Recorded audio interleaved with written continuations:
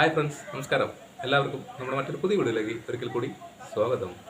ഇന്ന് നമ്മൾ ചെയ്യാൻ പോകുന്ന വീഡിയോ കുറച്ച് വ്യത്യസ്തമായ ടിപ്സുകളാണ്. എന്നത്തെയും പോലെ തന്നെ, പക്ഷേ കുറച്ച് ഇൻഫർമേറ്റീവായ കുറേ ടിപ്പുകളാണ്. അപ്പോൾ നിങ്ങൾക്ക് എല്ലാവർക്കും ഇത് ഉപയോഗപ്പെടുമെന്ന് 100% ഉറപ്പാണ്. അപ്പോൾ നിങ്ങൾക്ക് ഉപയോഗപ്പെടുകയാണെങ്കിൽ ഒന്ന് വീഡിയോ ഒന്ന് ലൈക്ക് ചെയ്യുക, ഷെയർ ചെയ്യുക, കമൻറ്റ് ചെയ്യുക, സബ്സ്ക്രൈബ് ചെയ്യുക. അപ്പോൾ നമ്മൾക്ക് എന്തൊക്കെയാണ് ടിപ്പെന്ന് നമുക്ക് നോക്കാം. അപ്പോൾ നേരിട്ട് വീഡിയോയിലോട്ട് കിടക്കാം. ഇന്നത്തെ ആദ്യത്തെ ടിപ്പ്, ഇതെന്തായാലും നിങ്ങൾക്ക് കുറച്ച് പേർക്കെങ്കിലും ഉപയോഗപ്പെടുന്ന ടിപ്പാണ്. നമ്മൾ ഈ പാത്രത്തിൽ കൊട്ടി വെച്ചിരിക്കുന്നത് എന്താണെന്ന് വെച്ച് കഴിഞ്ഞാൽ ഗോതമ്പ് മാവാണ് കേട്ടോ. അപ്പോൾ നമ്മൾ ഗോതമ്പ് മാവ്, അരിപ്പൊടി തുടങ്ങിയ സാധനങ്ങൾ നമ്മൾ കുറച്ച് ക്വാണ്ടിറ്റി കൂടുതലാണെങ്കിൽ ഇതുപോലെയുള്ള പാത്രത്തിലോ അല്ലെങ്കിൽ ഇതുപോലെയുള്ള സ്റ്റീൽ പാത്രത്തിലൊക്കെ നമ്മൾ എടുത്തു വെക്കാറുണ്ടല്ലോ, പിന്നീട് ഉപയോഗിക്കാൻ വേണ്ടിയിട്ട്. അങ്ങനെ ഉപയോഗിക്കുന്ന സമയത്ത് കുറച്ച് ദിവസം മൂടി വെച്ച് കഴിഞ്ഞ് കഴിഞ്ഞാൽ, അത് ഏത് പ്ലാസ്റ്റിക് ആണെങ്കിലും ശരി സ്റ്റീലാണെങ്കിലും ശരി, മൂടി വെച്ച് കഴിഞ്ഞാൽ നമ്മൾക്ക് ഇതൊരു പൂപ്പലിൻ്റെ മണം വരും. പ്രത്യേകിച്ചിട്ട് അരിപ്പൊടിനേക്കാളും പെട്ടെന്ന് ചീത്തയാവുന്നതാണ് ഈ ഗോതമ്പ് പൊടി എന്ന് പറയുന്നത്. ഇതിനാണെങ്കിൽ നല്ല വിലയുള്ളതാണ്. പാക്കറ്റ് ആണെങ്കിലും ഗോതമ്പ് വാങ്ങി പൊടിക്കുകയാണെങ്കിൽ കുറച്ചുകൂടി അതൊരു ലാസ്റ്റ് ചെയ്യും കേട്ടോ. കാരണം എന്ന് വെച്ചാൽ അത് കുറച്ചും കൂടി ക്വാളിറ്റി ഉള്ളതാണ്. പാക്കറ്റ് ആകുമ്പോൾ പാക്കറ്റ് പൊട്ടിച്ച് കഴിഞ്ഞ് കഴിഞ്ഞാൽ അതിൻ്റെ ഒരു തനി സ്വരൂപം കാണിക്കും. അപ്പോൾ പാക്കറ്റായിട്ട് വാങ്ങുന്ന ഗോതമ്പ് മാവാണെങ്കിൽ നിങ്ങൾ തീർച്ചയായിട്ടും ഈ ഒരു ടിപ്പ് ചെയ്തിരിക്കണം, അല്ലെങ്കിൽ നിങ്ങൾക്ക് വളരെയധികം നഷ്ടം ഉണ്ടാകുന്നതാണ് കേട്ടോ. അപ്പോൾ അരിപ്പൊടി, ഗോതമ്പ് പൊടി എന്നിവ നമ്മൾ ഇതുപോലെ പാത്രത്തിലോ വെക്കുകയാണെങ്കിൽ നിങ്ങളത് കേട് വരാതിരിക്കാൻ അല്ലെങ്കിൽ പൂപ്പൽ വരാതിരിക്കാൻ വേണ്ടി ചെയ്യാൻ പറ്റുന്നൊരു ടിപ്പാണ് ഞാൻ കാണിച്ചു തരാൻ പോകുന്നത്. നമുക്കതിന് വേണ്ട എന്താണെന്ന് വെച്ച് കഴിഞ്ഞാൽ കുറച്ച് പൊടിയുപ്പാണ്. ഞാൻ ഈ ഒരു ക്വാണ്ടിറ്റിക്ക് അനുസരിച്ച് എടുക്കുന്നത്. കുറച്ച് പൊടിയുപ്പ് എടുത്ത് മാവിലോട്ടിട്ടുണ്ട് കേട്ടോ. എന്നിട്ട് നമ്മൾ നല്ലവണ്ണം അത് മിക്സ് ചെയ്യണേ. ഇതുപോലെ നന്നായിട്ട് എല്ലാം അവിടേക്ക് ഒന്ന് മിക്സ് ചെയ്ത് കൊടുത്തിട്ട് അടിയോടെ കേട്ടോ 1 മാസമോ 2 മാസം വരെ നമ്മളത് ഉപയോഗിക്കാതെ അടച്ചു വെച്ച് കഴിഞ്ഞാലും യാതൊരു പൂപ്പൽ മണം ഉണ്ടാവില്ല കേട്ടോ. കൂടുതൽ ക്വാണ്ടിറ്റി അരിപ്പൊടിയോ ഗോതമ്പ് പൊടിയോ ഉപയോഗിക്കാതെ വെക്കുന്നുണ്ടെങ്കിൽ നിങ്ങൾ ഈ ഒരു കാര്യം തീർച്ചയായിട്ടും ചെയ്യണം. ഇത് ഒരു പൂപ്പൽ മണമില്ലാതിരിക്കും. പ്രത്യേകിച്ച് ഞാൻ പറഞ്ഞ പോലെ ഗോതമ്പ് മാവ് പ്രത്യേക ഒരു മണമുണ്ട്. അപ്പോൾ ഈ ഒരു ടിപ്പ് നിങ്ങൾ എല്ലാവരും ചെയ്യുക. എല്ലാ വീട്ടമ്മമാർക്കും യൂസ്ഫുള്ളാണ്. നമ്മുടെ രണ്ടാമത്തെ ടിപ്പാണ് കാണിക്കാൻ പോകുന്നത്. അപ്പോൾ രണ്ടാമത്തെ ടിപ്പിൽ എന്താണെന്ന് വെച്ച് കഴിഞ്ഞാൽ, നമ്മുടെ സ്വിച്ച് ബോർഡ് ഇത് അത്യാവശ്യം പുതിയതാണ്. പക്ഷേ കുറച്ച് ഉപയോഗിച്ച് കഴിയുമ്പോൾ നമ്മുടെ ഈ സ്വിച്ചിൻ്റെ ഈ ഭാഗമെല്ലാം കളറ് പോവും. അത് പൊതുവെ വെള്ള ഫ്രെയിമാണെങ്കിൽ നല്ലോണം വ്യത്യാസം ഉണ്ടാവും. സ്വിച്ച് ബോർഡൊക്കെ നമ്മൾ ക്ലീൻ ചെയ്യാൻ ഒരിക്കലും വെള്ളമൊന്നും ഉപയോഗിക്കാൻ പറ്റില്ലല്ലോ. അത്യാവശ്യം നമ്മളൊരു തുണി വെച്ച് തുടച്ചാലും ഇത് അത്ര അങ്ങോട്ട് നീറ്റാവില്ല. അപ്പോൾ നമ്മളിന്ന് കാണിക്കാൻ പോകുന്നത് ഈ സ്വിച്ച് ബോർഡുകളെല്ലാം ക്ലീൻ ചെയ്യാനുള്ള ഏറ്റവും എളുപ്പത്തിലുള്ള ഒരു മാർഗ്ഗമാണ്. അപ്പോൾ അറിയുന്നവരുണ്ടെങ്കിൽ മറ്റുള്ളവർക്കൊന്ന് പറഞ്ഞു കൊടുക്കുക. അറിയാത്തവരുണ്ടെങ്കിൽ ഈ വീഡിയോ കണ്ട് ഇതുപോലെ നിങ്ങൾ ചെയ്യുക കേട്ടോ.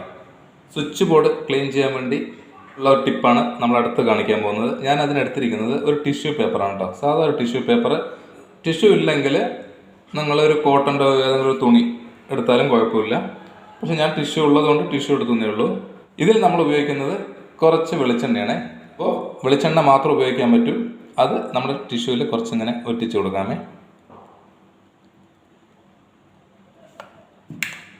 അതിനുശേഷം ഇതൊന്ന് മടക്കി ഇങ്ങനെ എല്ലാവിടെയും ഉറപ്പിയെടുക്കുക കേട്ടോ. അപ്പോൾ എല്ലാവിടെയും ഒന്ന് ആവും. ഇതുണ്ടല്ലേ.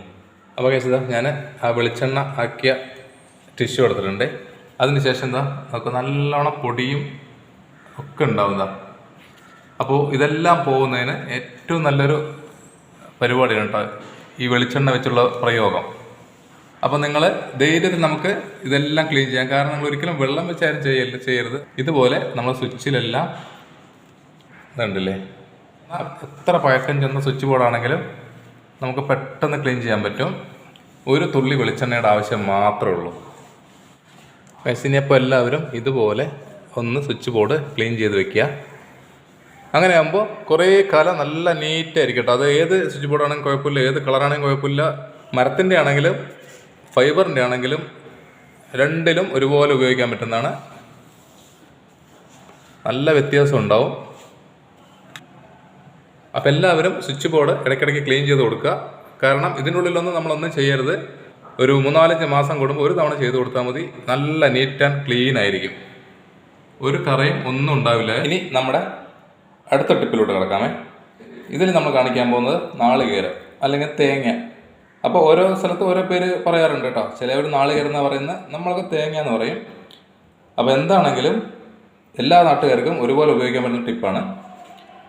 നമ്മൾ പൊതുവെ തേങ്ങ എടുക്കുന്ന സമയത്തുണ്ടല്ലോ, ഇങ്ങനെ നമ്മൾ പൊതിച്ചെടുക്കുന്നത് അത്ര നല്ല പരിപാടിയല്ല കേട്ടോ. നമ്മുടെ മുകളിൽ ആ ചകിരിയോടെ നിൽക്കുന്ന തേങ്ങ, അത് നമ്മൾ ചില കടകളിലൊക്കെ പോയി കഴിഞ്ഞാൽ നമുക്ക് കിട്ടും നല്ലോണം മുകളിലോട്ട് നിൽക്കുന്ന, അതാകുമ്പോൾ പെട്ടെന്ന് ചീത്തയാവില്ല. പക്ഷെ ഇങ്ങനെ എടുക്കാൻ സമയത്ത് ഈ കാണുന്ന സ്ഥലങ്ങളിൽ നിന്ന് വേറെ ദിവസം നമ്മൾ ഉപയോഗിക്കാതെ വെക്കുമ്പോൾ ഇതിന് ചെറിയൊരു ലീക്ക് ഉണ്ടാവും. അങ്ങനെ ആകുമ്പോൾ പിന്നെ പെട്ടെന്ന് അത് ചീത്തയാവും.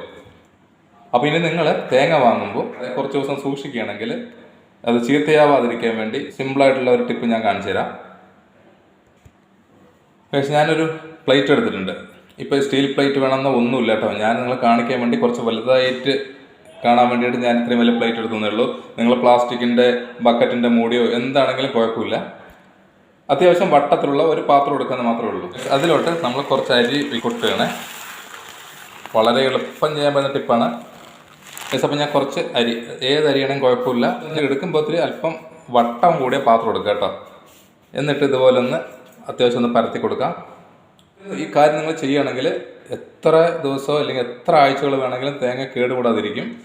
അതിനുശേഷം നമ്മുടെ തേങ്ങ ഉണ്ടല്ലോ, ഇതുപോലെ നമ്മുടെ ഈ കാണുന്ന കണ്ണ് എന്ന് പറയില്ലേ, ഈ കണ്ണ് മുകളിലോട്ടായിട്ട് വെക്കുകയാണെങ്കിൽ നമുക്ക് തേങ്ങ കേടുവരില്ല കേട്ടോ. കുറച്ച് അരി എടുത്തിട്ട് ജസ്റ്റ് ഒന്ന് പ്ലെയിൻ ആയിട്ട്, നിങ്ങൾക്ക് നിറയെ തേങ്ങ ഉണ്ടെങ്കിൽ അത്യാവശ്യം ഈ ഒരു പ്ലേറ്റിൽ എടുത്ത് വയ്ക്കുക. തേങ്ങ പെട്ടെന്ന് ചീത്തയാവില്ല. എത്ര ദിവസം വേണമെങ്കിലും നമുക്ക് വിശ്വാസത്തിൽ എടുത്ത് വയ്ക്കാൻ പറ്റും. അപ്പോൾ ഈ ഒരു ടിപ്സ് നിങ്ങളെല്ലാവരും ചെയ്യണം. കാരണം തേങ്ങ വില കൂടിക്കൊണ്ടുവരുന്ന ഒരു സാധനമാണ്. പോരാത്തതിന് നമുക്ക് ഡെയിലി ഉപയോഗിക്കുന്ന ഒരു സാധനം കൂടിയാണ്. ഈ ഒരു ടിപ്പ് നിങ്ങൾ മസ്റ്റായിട്ട് ചെയ്യുക. എന്നിട്ട് റിസൾട്ട് എന്താണെന്ന് കമൻറ്റിൽ ഒന്ന് അറിയിക്കണേ ഗൈസ്. അപ്പോൾ ഇന്നത്തെ നമ്മുടെ വീഡിയോയിലെ അവസാനത്തെ ടിപ്പാണ്. നമ്മുടെ എല്ലാവരുടെ വീട്ടിലും ഉള്ള ഒരു സാധനമാണ് കാസറോൾ എന്ന് പറയുന്നത്. ഒരു 8 മണിക്കൂറൊക്കെ സുഖമായിട്ട് ചൂട് നിൽക്കുന്ന ഒരു സാധനമാണ്. വളരെ യൂസ്ഫുള്ളാണ് കേട്ടോ. അത് വളരെ വീട്ടിലൊന്നും അത്യാവശ്യമാണ്. കാരണം ചൂടോടെ ഭക്ഷണം കഴിക്കുന്നതാണ് ഏറ്റവും നല്ലത്. നമ്മുടെ ഡൈജഷൻ ആണെങ്കിലും ശരീരപ്രവർത്തനത്തിനാണെങ്കിലും ഭക്ഷണം മാക്സിമം ചൂടായി കഴിക്കുക എന്നുള്ളതാണ്. ഇത് നമ്മൾ ചിലപ്പോൾ റെഗുലറായിട്ട് നമുക്ക് ഉപയോഗിക്കേണ്ടതെന്ന് വരില്ല. ചിലപ്പോൾ നമ്മൾ പലഹാരങ്ങളൊക്കെ ഇഡ്ഡലിയോ ദോശയൊക്കെ ഉണ്ടാക്കുന്ന സമയത്തായിരിക്കും കൂടുതലായിട്ടും നമ്മളിത് ഉപയോഗിക്കുന്നത്. ഒരാഴ്ചയിൽ 2-3 ദിവസമൊക്കെ ഇതിൽ ആവശ്യം ഉണ്ടാവുള്ളൂ. ബാക്കിയുള്ള ദിവസം നമ്മൾ ഇത് വെറുതെ ഇങ്ങനെ അടച്ച് മാറ്റി വയ്ക്കുന്നതാണ്. അപ്പോൾ 2-3 ദിവസം നമ്മൾ ഉപയോഗിക്കാതിരിക്കുന്ന സമയത്ത് തുറക്കുമ്പോൾ തന്നെ നല്ലൊരു വൃത്തിയായിട്ടൊരു മണം ഉണ്ടാവും. അത് നമ്മൾ എത്രയൊക്കെ നന്നായി നീറ്റായിട്ട് കഴുകി വെച്ചാലും ആ മണം പോവില്ല. ഒരാഴ്ചയോ 2 ആഴ്ചയൊക്കെ നമ്മൾ കാസറോൾ ഉപയോഗിക്കുന്നില്ല എങ്കിൽ ഒരു കാര്യം ചെയ്തു കഴിഞ്ഞാൽ നമുക്കിതെന്നും ഫ്രഷ് ആയിരിക്കും. അപ്പോൾ കുറേ ദിവസം നമ്മൾ ഉപയോഗിക്കാതെ വെച്ച് കഴിഞ്ഞാൽ എങ്ങനെയാണ് അതിൻ്റെ ഉള്ളിൽ നിന്നുണ്ടാകുന്ന ചീത്ത മണം പോകുക എന്നുള്ളതിനുള്ള ഒരു ടിപ്പാണ് കേട്ടോ. ഇതെന്താണെന്ന് വെച്ച് കഴിഞ്ഞാൽ ബേക്കിംഗ് സോഡയാണ്. 1 സ്പൂൺ ബേക്കിംഗ് സോഡയുടെ ആവശ്യമുള്ളൂ. നമ്മൾ ആ ബേക്കിംഗ് സോഡ എടുത്തിട്ട് നന്നായി കഴുകി വെച്ചതിന് ശേഷം ഇതുപോലെ നിങ്ങൾ മൂടി അടച്ച് വയ്ക്കാം. നിങ്ങൾ എത്ര ദിവസം കഴിഞ്ഞ ശേഷം നിങ്ങൾ തുറന്നു കഴിഞ്ഞാലും നമ്മൾക്ക് നല്ല ഒരു മണം. അതായത് ബേക്കിംഗ് സോഡയ്ക്ക് പ്രത്യേകിച്ച് സ്മെല്ലൊന്നുമില്ല കേട്ടോ. നമ്മൾ വിനീഗറൊക്കെ ഉപയോഗിച്ച് കഴിഞ്ഞാൽ ഭയങ്കര സ്മെല്ലാണ്. വിനീഗർ നല്ലതാണ്, പക്ഷേ വിനീഗറിൻ്റെ ഒരു മണം വരും എന്തായാലും. ചിലപ്പോൾ അത് എല്ലാവർക്കും ഇഷ്ടപ്പെടണമെന്നില്ല. ബേക്കിംഗ് സോഡ ആകുമ്പോൾ സ്മെൽ ഫ്രീ ആണ്. അപ്പോൾ നമുക്ക് യാതൊരു മണം ഉണ്ടാവില്ല. അപ്പോൾ ഇനി എല്ലാവരും കാസറോൾ ഉപയോഗിക്കുന്നുണ്ടെങ്കിൽ നിങ്ങൾ ഈ ടിപ്പ് മസ്റ്റായിട്ട് ചെയ്യണം. അപ്പോൾ അറിയുന്നവരൊക്കെ ചെയ്യുന്നുണ്ടാവാം, അറിയാത്തവർക്ക് വേണ്ടിയിട്ടാണ് ഞാനിത് പറയുന്നത്. അറിയാത്തവർ മസ്റ്റായിട്ട് നിങ്ങൾ ഇതുപോലെ ചെയ്യണം കേട്ടോ. ഇന്നത്തെ വീഡിയോ ഞാനിവിടെ വൈൻഡപ്പ് ചെയ്യാൻ പോവാണ്. അപ്പോൾ നിങ്ങൾക്ക് ടിപ്സുകളെല്ലാം ഇഷ്ടപ്പെട്ടു എന്ന് വിചാരിക്കുന്നു. ഇഷ്ടപ്പെട്ടെങ്കിൽ ഒന്ന് ലൈക്ക് ചെയ്യുക, ഷെയർ ചെയ്യുക, കമൻറ്റ് ചെയ്യുക, സബ്സ്ക്രൈബ് ചെയ്യുക കേട്ടോ. അപ്പോൾ നമുക്ക് അടുത്ത വെറൈറ്റി വീഡിയോ കാണുന്നവരേക്കും ഒരിക്കൽ കൂടെ ബൈ ബൈ.